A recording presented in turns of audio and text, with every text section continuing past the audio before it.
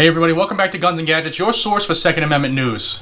Christmas season is upon us, and while the rest of us that celebrate Christmas were, paying attention to things that matter in life, like our families, on Christmas Eve, a super leftist from the New York Times decided to pen a column and try to spur up the next round, the next wave of gun control for the United States. New York Times columnist Andrew Ross Sorkin wrote a column. The column will be linked in the description if you really care to read it. What Sorkin did was he quoted 8 mass shootings, that, beginning with Virginia Tech in 2007 up until the last one he quoted was Las Vegas in 2017.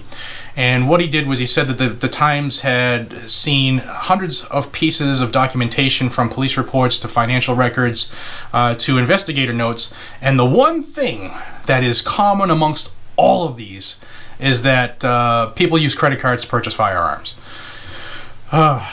So he quoted, like I said, each one of these and how much the people bought, what they bought, how much they charged, and how he believes that the pressure is now on credit card agencies and banks and financial institutions to stop gun purchases, because everyone, the hundreds of millions of guns that are out there, and the 100 million plus gun owners, if you believe that number, we're all just going to be an assassin eventually sometime. What he did was quote these 8 scenarios where firearms were used for, bad stuff, red flaggy, whatever.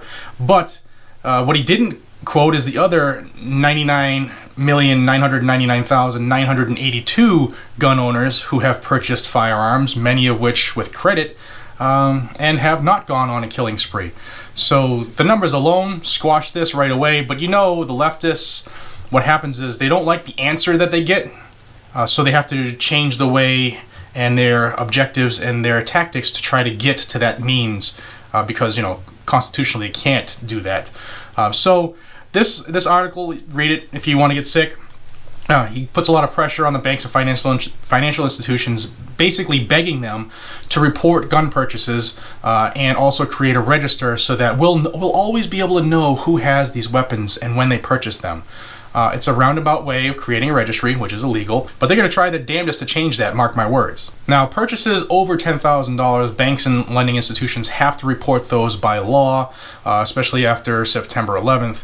But that doesn't change the fact that you're still allowed to purchase whatever you want as long as it's lawful and legal, and you can't stop me from doing it. Too bad.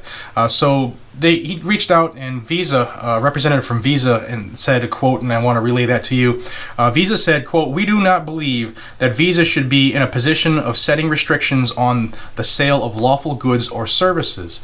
And then MasterCard echoed that sentiment, but also emphasized protection of cardholders' independence and privacy of their own purchasing decisions, which is smart, because hundreds of millions of dollars are spent in the firearms industry, and Visa and MasterCard are the 2 big dogs.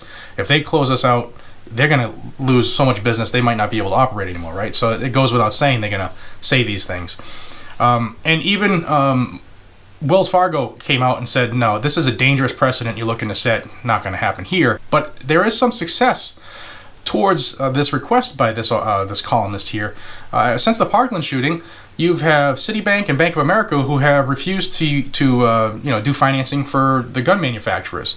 Also, take that into account, you have people with like PayPal, Square, and Apple Pay who also will have nothing to do with gun purchases. Even personally, here in the last couple of years on this channel, I've dealt with that. I have some T-shirts for sale to try to raise funds to purchase the stuff that I need, and to lessen the blow on myself and my family. And I've done a couple of campaigns, links in the description for Spreadshirt if you're interested in purchasing some cool shirts there, check them out. But I did a couple of campaigns with a couple of different agencies, and the agency that processed the payments, WePay, straight out stopped all my payments because they said I was trying to sell firearms even though I was selling T-shirts.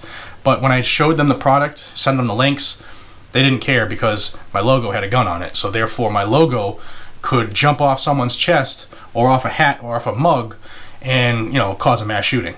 So pay attention. There's going to be some movement here. Like I said, you already had 2 major banks and 3 e-pay commerce companies who are tightening the ropes, stopping people from buying lawful, legal products because of an agenda. And if you don't think that this agenda will spread in 2 weeks with a new Congress and led by the anti-gunner herself, Nancy Pelosi, you're out of your mind. So keep your ears open. If you hear something before I do, shoot me a note. Send me a link or something, and I'll look into that. Be careful who you bank with, and watch your purchases. And until we see each other again, this is Jared from Guns and Gadgets. Be safe, stay vigilant, carry a weapon, buy them with cash. Take care, everybody.